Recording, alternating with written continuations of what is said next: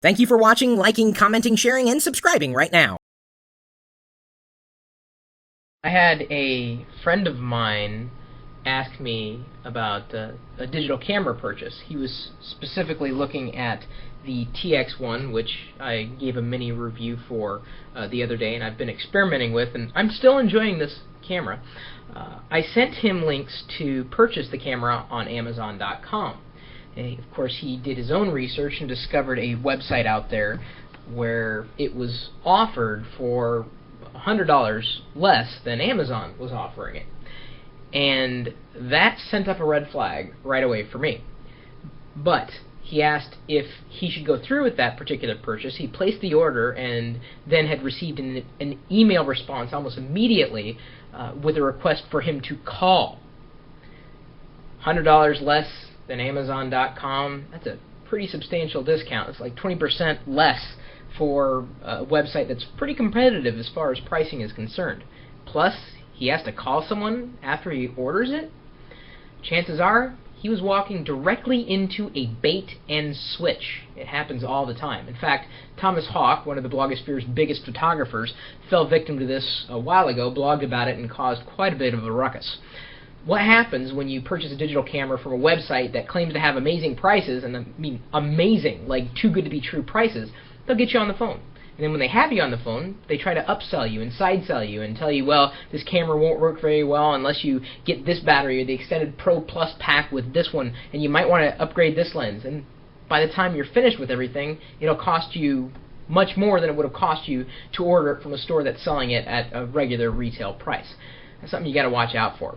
Watch out, because you can get taken for a lot of money.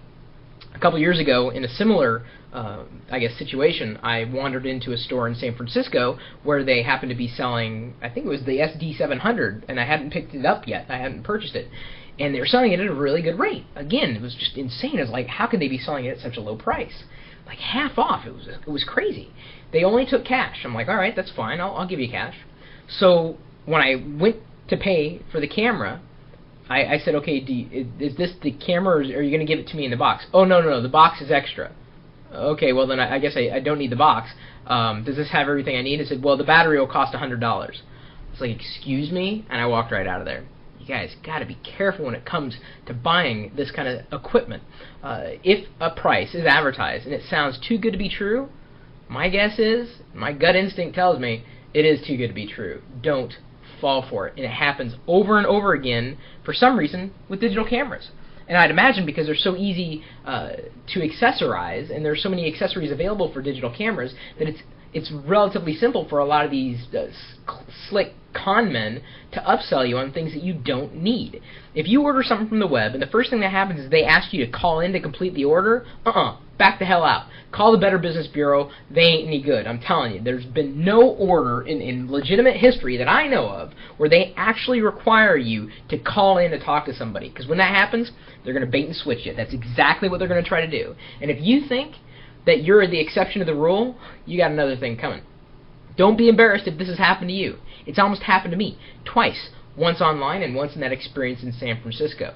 The best thing you can do is turn around, walk away. Now, I'm not saying you have to pay top dollar for anything by any stretch of the imagination, but when it comes to digital cameras, for some reason, there's scams left and right. You gotta watch out. You gotta watch out.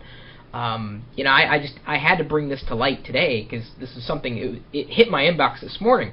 He was ready to go through with it. He says he was kind of feeling a little odd about it. I'm like, no, dude, no, don't do it. And then an email that came in as I was responding said that he canceled the order and ordered it on Amazon instead. And I was very grateful for that because he could have gotten trapped in something that he may never have escaped from. You got to be really careful. And I'd imagine that I'm not the only person who's ever been through this before, because read the reviews for a lot of these sites. That's another little tip. If you don't read the reviews from the sites that you're buying from, man, you got to do your research. The information is there. Don't think you're going to be any different, and don't get ripped off. If you have any other questions and are questioning one vendor over another, by all means, swing by the chat room. We're always live at live.pirillo.com. We'll help.